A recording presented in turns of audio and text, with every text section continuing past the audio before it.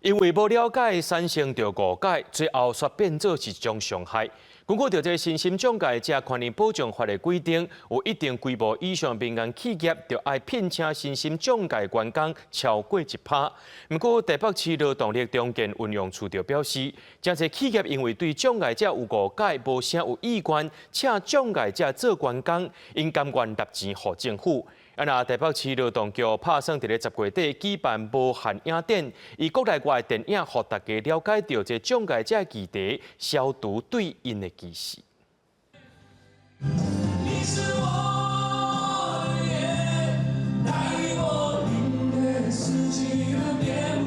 市长歌手萧煌奇伫台顶参启明学校的学生囡仔共同合唱经典歌曲。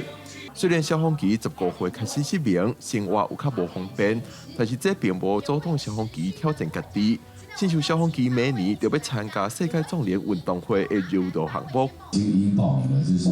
明年的5月好像20几号要参加世界壮年运动会，然后代表柔道的项目。为了让社会看到身心障碍者无限的可能，营造友善的环境，以身心障碍者就业平权为主题的无限影展10月底起稿。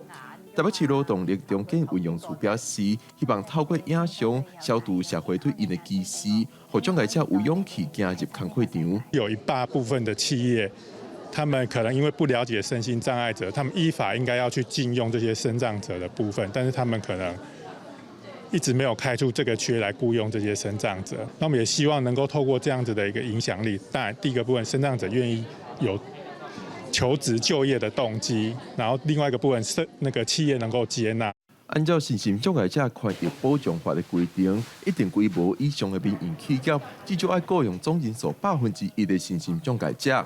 但是社会上侪人因为对障碍者无了解，定有企业无按照规定行，甘愿纳钱予政府的身心障碍者就业基金准拄煞。台北市劳动局希望透过影展的方式，深入民间校园，让大众对障碍者更加熟悉，降低障碍者的就业难度。记者林玉凯台北报道。